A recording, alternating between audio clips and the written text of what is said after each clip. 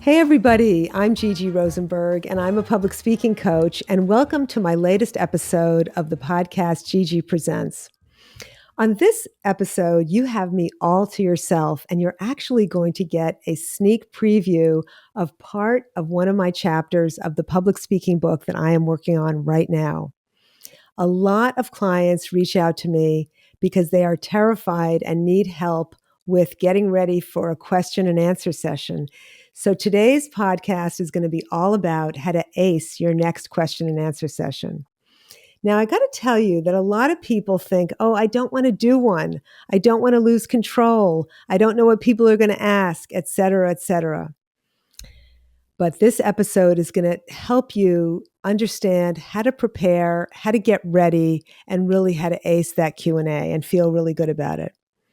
Now, about 12 years ago, I was standing in the event room at Powell's Books in downtown Portland, Oregon, and I was launching my first book. It was a standing room only crowd. 150 people were there.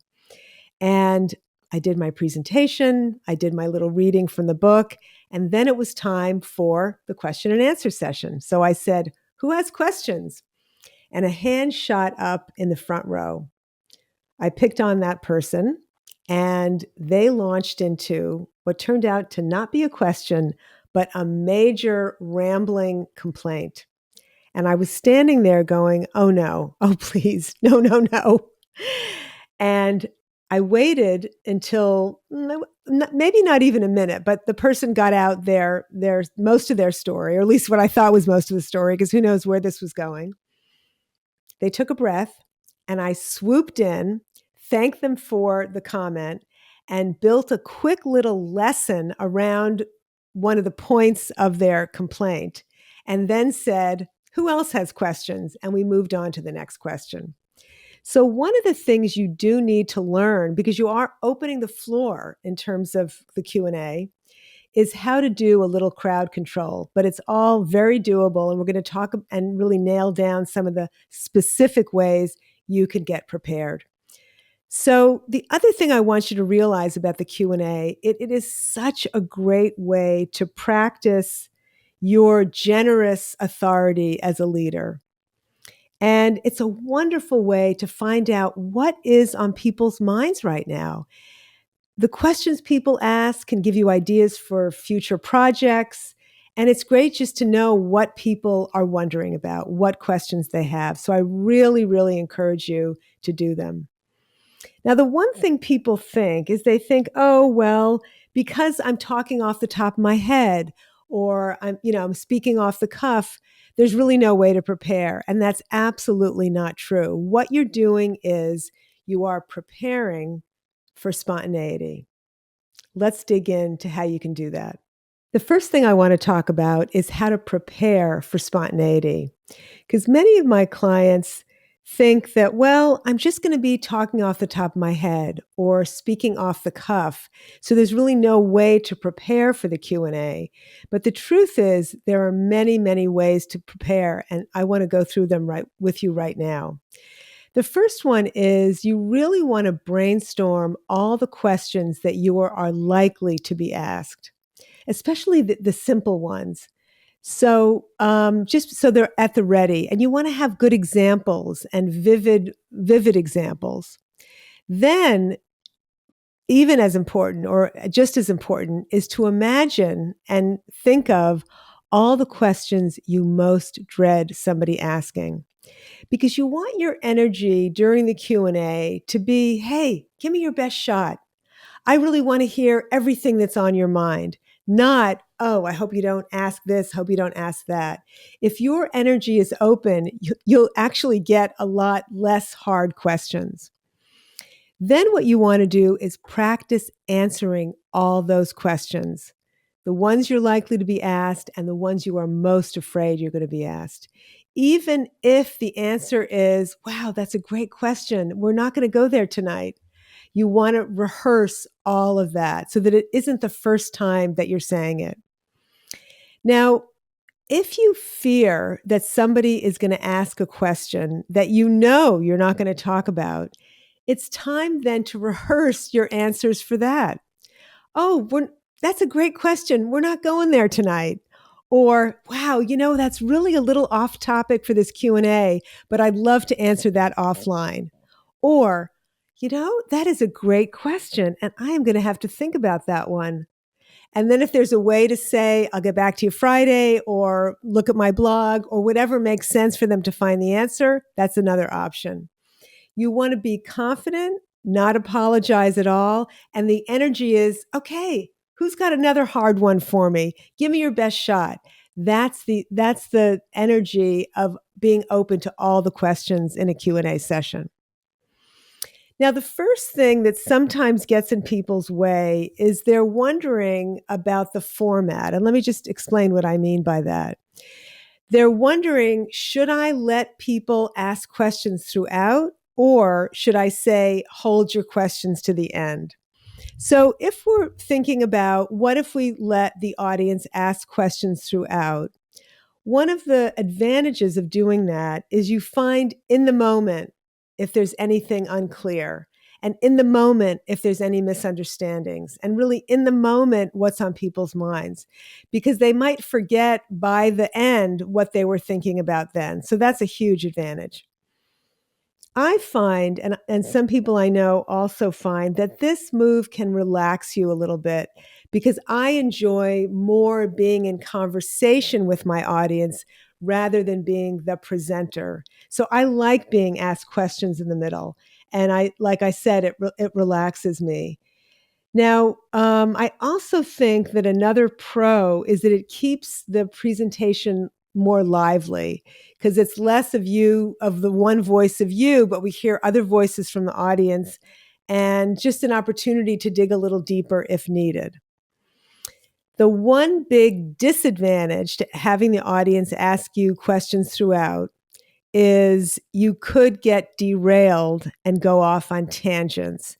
And if you have a habit of going down tangents and ending up in rabbit holes and then never getting back to the main trail, you'll just have to either tell people, ask me questions at the end, or just be very aware of that and know that you're going to need to come back to the main trail you were on to begin with.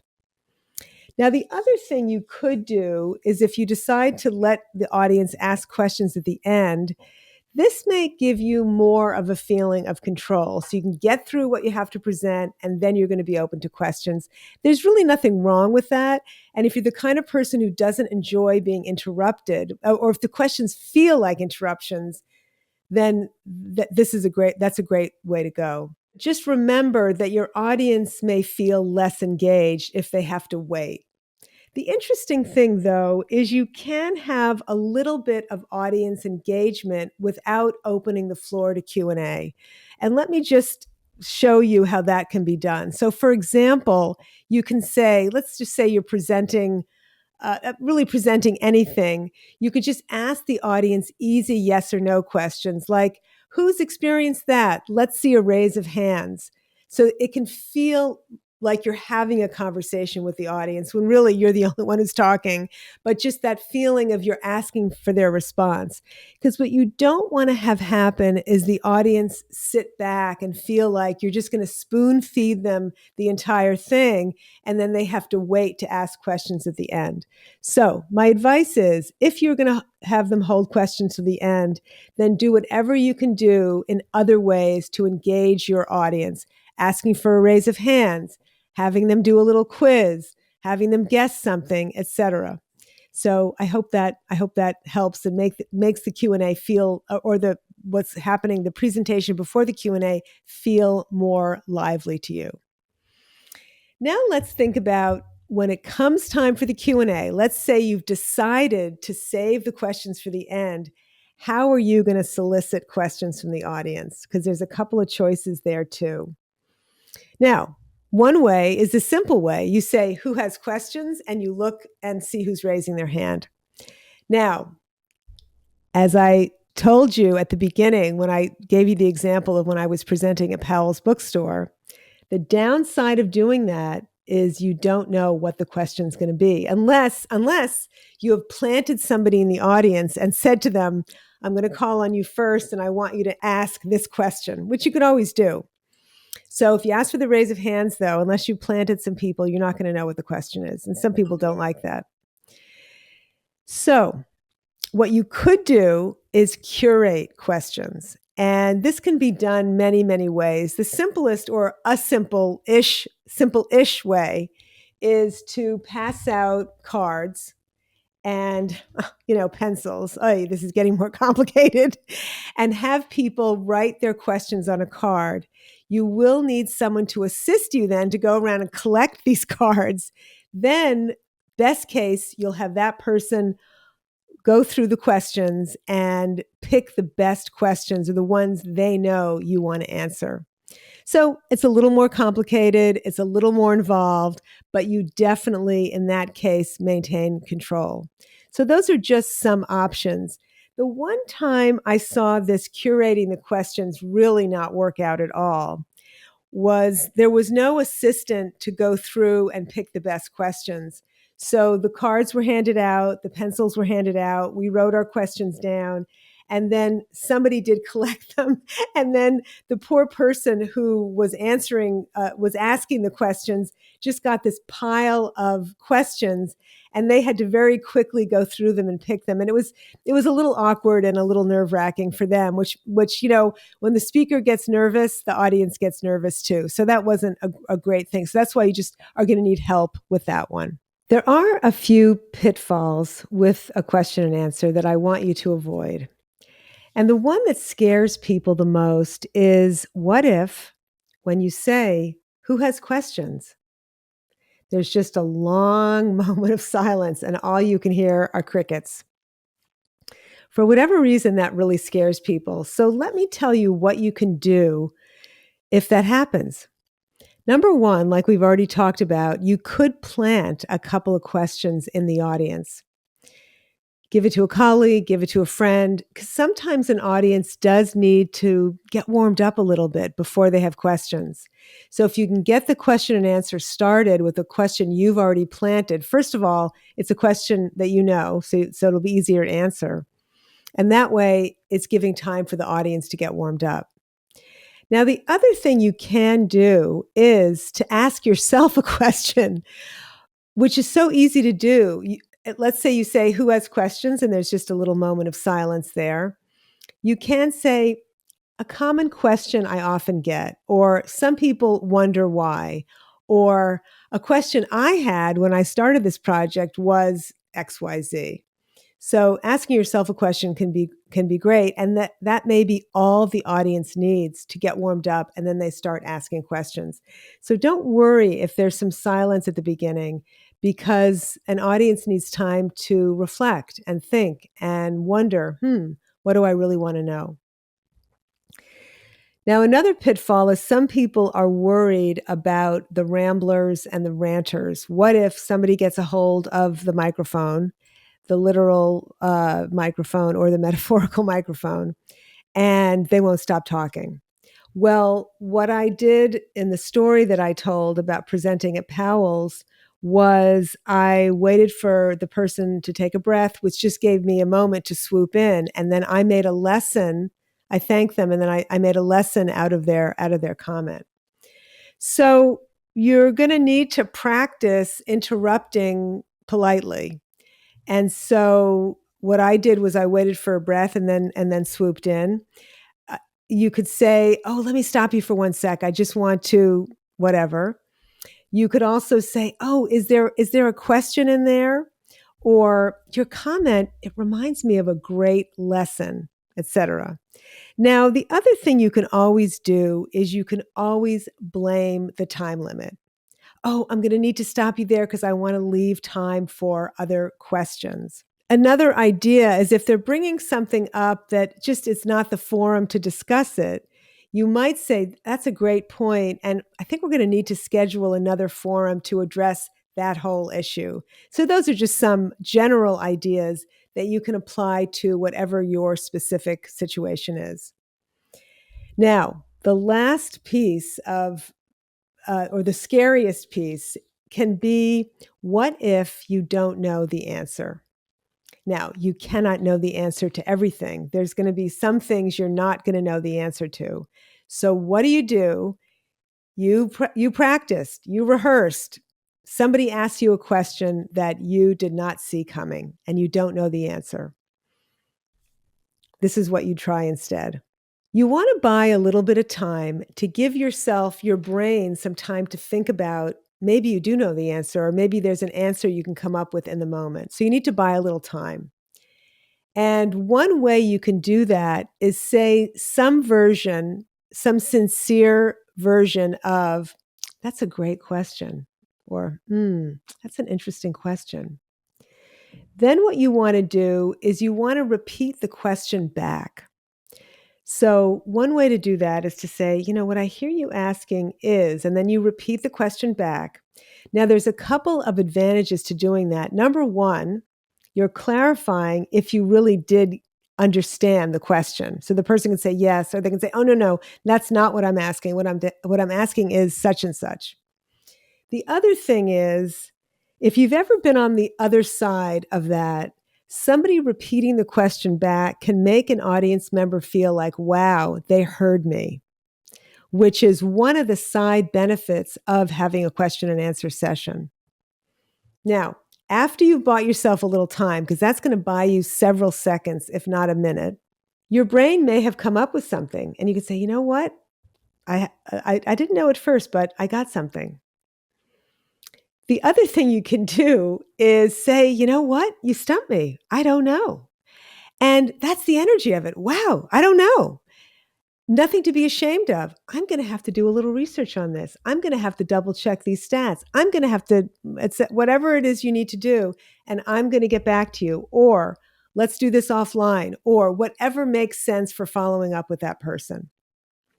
Now, another thing you can do, which I often forget because I often feel like I'm the only one who should be answering the questions, or I've got to be the only one who knows anything.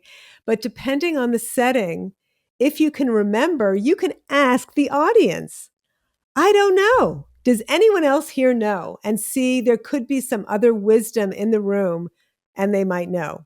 Now, of course, this opens up to possibly more mayhem, possibly more chaos with more people getting involved. And you're just going to have to practice your very good crowd control, which the more you practice, like anything else, the better you get. I want to end on, there are some do's and don'ts for the Q&A. Just a couple. Number one is always end on time. So that's one of the do's, always end on time. It's very, very tempting to want to answer every last possible question, especially the more comfortable you get. You're like, oh, great, another question. Yay. You want to end on time. And a little bill to that is you don't want to end on the Q&A. So you don't want to end where the last thing you say is the answer to the last question, because you can't plan that ahead of time. What you want to do is end on time on the Q&A, and then you want to have a little wrap up that you've already rehearsed after that. Doesn't have to be long. It could be a sentence or two, a minute or two at the end, where you're leaving the audience with the words you want reverberating with them, not the answer to your last question. So you can just say something like, I have time for one more question. I have time for two more quick questions, and then end after that. And it's great if there are more questions. That means it's an interesting topic. That means there's more to blog about, more to write about, another meeting to have, another session to have, etc. So what'll happen is, if you let the questions go on and on and on longer than the time, is what will happen is the audience will start leaving if they can, and most of them can. So there'll be a dwindling at the end where people will start exiting if you've gone over, especially when there's no end in sight. And you will find by the end, when you are finally answered the last question, it's an exhausted audience where some people have already escaped. And that's not the vibe you want to end on at all. So the do's and don'ts are, the do is always end on time, and the don't is never end on the Q&A. Always end on your what you've already decided is your ending. So The Q&A is improv. It's can be scary. It's off the cuff. It's off the top of your head sometimes, etc. It can also be a lot of fun. And there is so much you can prepare so that you're really prepared for this form of spontaneity. And like I said at the beginning, it's a great way to find out what is on people's minds. It will give you ideas for future projects, for other chapters you can write, for other things to look into, et cetera, et cetera. So this has been a sneak preview of one of the parts of chapters of a book I'm writing on public speaking. So I hope you've enjoyed this. It's been a pleasure presenting this to you. And if you want to get on my mailing list and get an occasional newsletter from me with my favorite public speaking tip, please go to gigirosenberg.com. I also have a lot of tip sheets and I try to make them simple and fun. So you can download those at gigirosenberg.com /tips, TIPS.